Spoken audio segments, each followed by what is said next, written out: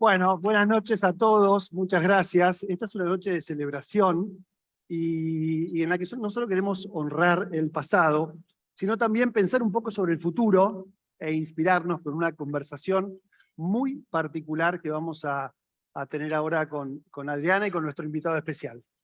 ¿Te parece que lo vamos a develar? O mejor dicho, ¿por qué no le tiramos algunas pistas para que la gente sospeche con quién vamos a tener el gusto de conversar en esta noche? Me parece mejor. Mira, ¿qué pensás si te digo que fue editor de alguno de los diarios más importantes de los Estados Unidos y comandó relevantes investigaciones periodísticas? Vamos a mencionar algunos de esos medios. Él tuvo posiciones de liderazgo en The Miami Herald, Los Angeles Times, The New York Times, el Boston Globe y finalmente en el Washington Post.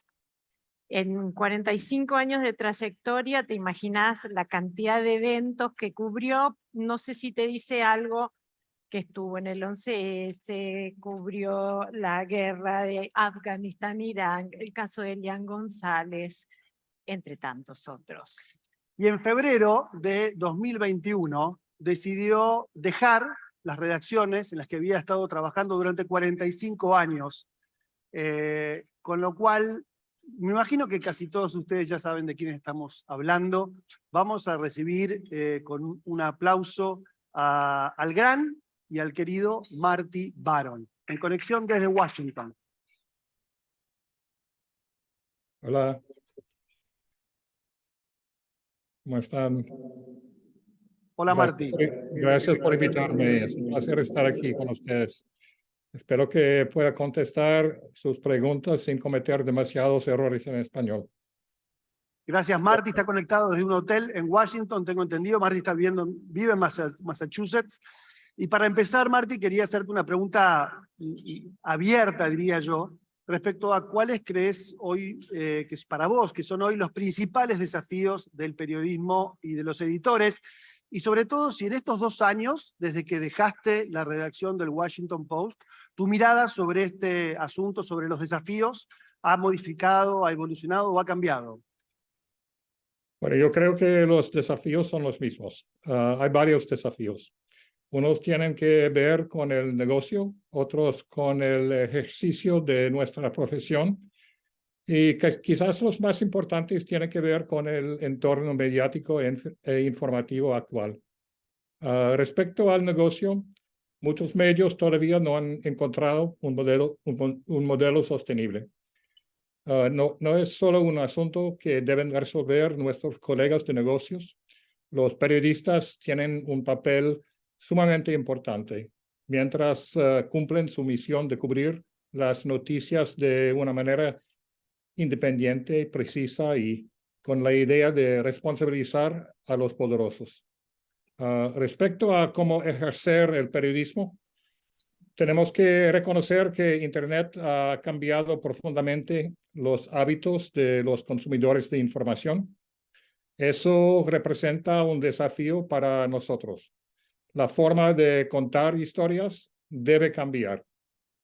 Hay un estilo de contar historias en radio, otro estilo en televisión, otro en periódicos impresos, y está surgiendo un estilo de narración en Internet que aprovecha todas las herramientas disponibles: gráficos, vídeo, audio, anotación, interactividad y otras.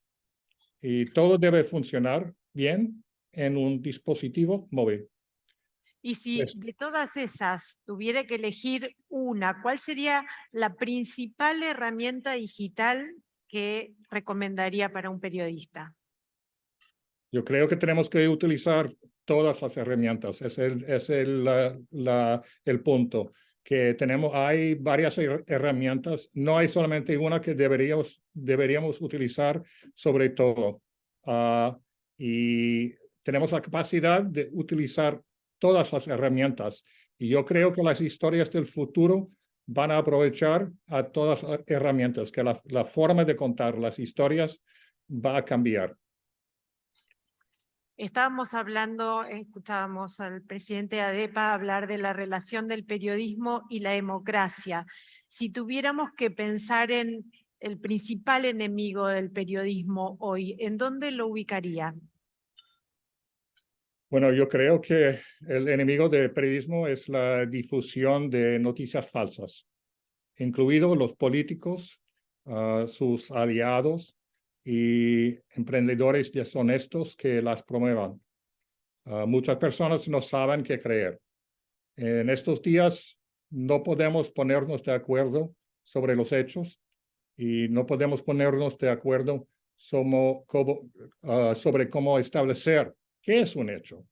En este entorno de información es difícil ganarse la confianza del público y hay mucha gente ahora que solo cree en lo que dicen los políticos que apoyan. Y hay gente que piensa que es imposible descubrir la verdad, que creen que todo el mundo miente. Y a muchas personas no les importa la verdad. Para nosotros no hay otra prioridad más urgente que combatir esa tendencia en nuestras sociedades. Martí, hablas de combatir y muchos periodistas y muchos medios estamos en una suerte de guerra santa contra estas amenazas. Esta posición casi bélica, diría yo, ¿es buena? ¿Nos da la energía que necesitamos para estas batallas o nos impide hacer un mejor periodismo? Es una buena pregunta. Al comienzo de la administración de Trump, en 2017, el presidente dijo que él estaba en guerra con los medios. Y cuando una entrevistadora me preguntó por mi reacción, le dije que no estamos en guerra, estamos trabajando. En el corazón de nuestro trabajo, en una democracia, está la necesidad de descubrir los hechos y hacer que el gobierno y el poder rindan cuentas. No es una guerra, es la misión de periodismo. Sin embargo, después de esa declaración mía hace más de 5 años, varios periodistas estadounidenses dijeron que teníamos que reconocer que estábamos en una guerra con Trump por sus ataques contra la prensa, contra la democracia, contra la tolerancia. Pero yo creo que esa postura, aunque totalmente comprensible, corre el riesgo de convertirnos en activistas y partidistas en lugar de periodistas independientes y corre el riesgo de socavar aún más, la confianza de mucha gente en nuestro periodismo. Muy interesante. Cambiando un poco de tema, Martí, hace 20 años empezamos a hablar de la transición digital que hemos atravesado, medios, periodistas, editores, con mejor o peor suerte. ¿Hay alguna autocrítica que tú puedas hacer de cómo la industria ha encarado esta transición digital en estos últimos 10, 15 o 20 años que hayas visto desde el lugar que te tocó o que veas hoy desde el lugar en el que estás? Por supuesto, hay mucha autocrítica. En 2 palabras, lento y terco. La transición fue demasiado lenta. Había demasiado retraso en enfrentar la realidad de los cambios en el entorno de información. Había demasiada resistencia en nuestro campo contra los cambios necesarios en nuestro negocio y en la profesión de periodismo. Había otros errores, por ejemplo, no reconocer que Internet era un medio distinto y que teníamos que cambiar la forma en que contábamos las historias. Un gran porcentaje de periodistas estaban de luto por nuestras tribulaciones. En cambio, hubiera tenido más sentido centrarnos en cómo adaptarnos a la nueva realidad. Ahora en esta nueva realidad también hay una aceleración de tiempos, de producciones continuas, frenéticas. ¿Hay algún antídoto para ese nuevo ritmo al que está obligado el periodismo? Déjame, Martí, hacer un comentario a la pregunta de Adriana. Quienes hayan visto la película Spotlight habrán visto a quien personifica a Martí en la investigación del Boston Globe con una persona con un nivel de calma y una impronta que todos quisiéramos. Extraordinaria. Sí. Calculo que ese es tu antídoto, tal vez. Eso tuvo lugar un poco antes del impacto de Internet. Mucho ha cambiado desde entonces. Bueno, hace un año alguien me preguntó, ¿cómo lidias con las presiones constantes de la profesión? Y le dije, decidí jubilarme. Cuando yo era editor del Washington Post, nuestro desempeño fue juzgado por varias métricas. Una de ellas midió la competitividad de nuestras alertas frente a otros medios. Si nuestra alerta se emitió un segundo después de otro medio, recibimos una clasificación número 2. Era una métrica brutal. Mi jefe quería que mantuviéramos un promedio en el transcurso de una semana, el ranking número 1 después de la semana. Y lo cierto es que no podemos hacer nada. Ahora, lo cierto es que no podemos hacer nada con respecto a la velocidad de las noticias. Los lectores esperan recibir las noticias inmediatamente y cada medio se ve obligado a seguir siendo competitivo.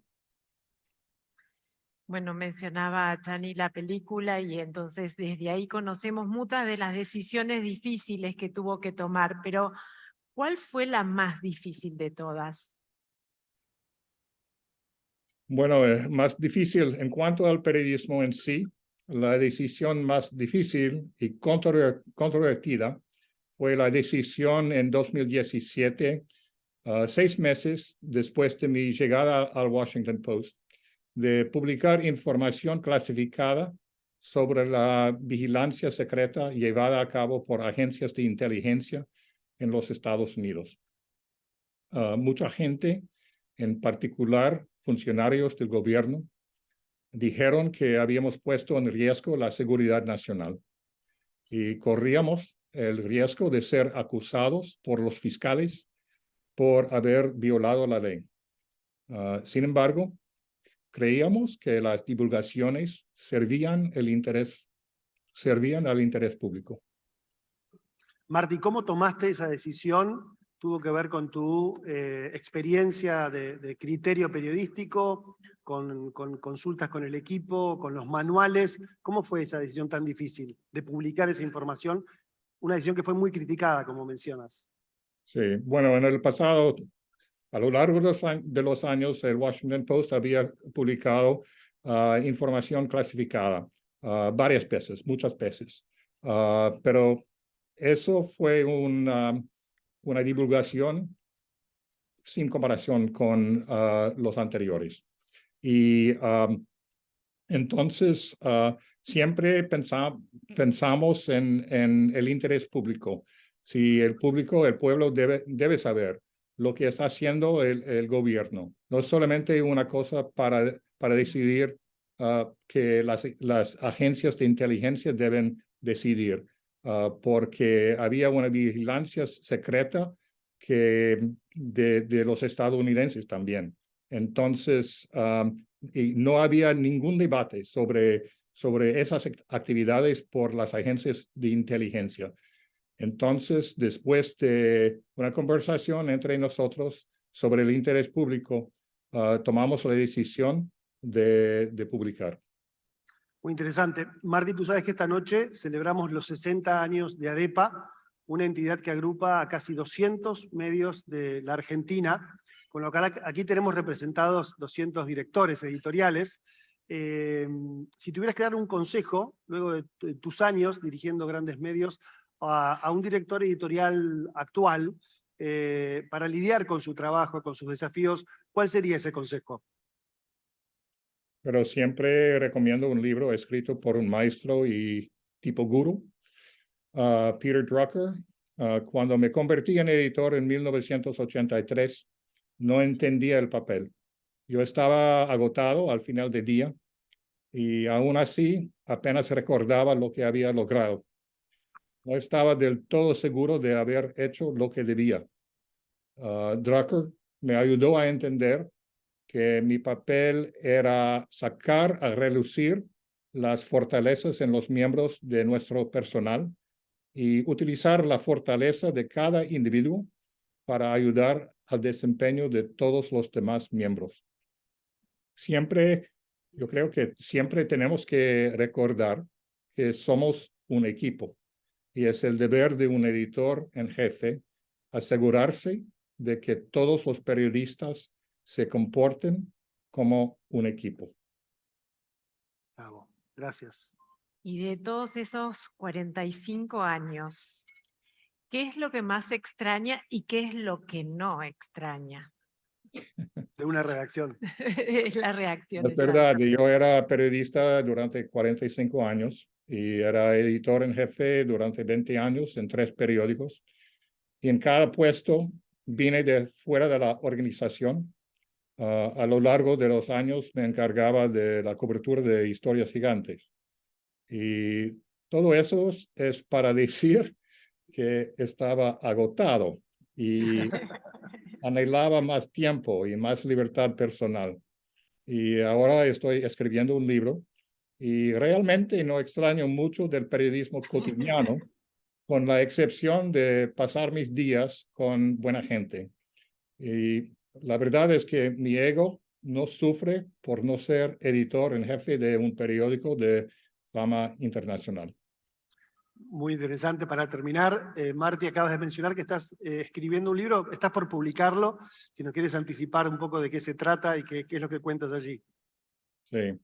Bueno, estoy escribiendo un libro sobre mis años como editor en jefe del Washington Post.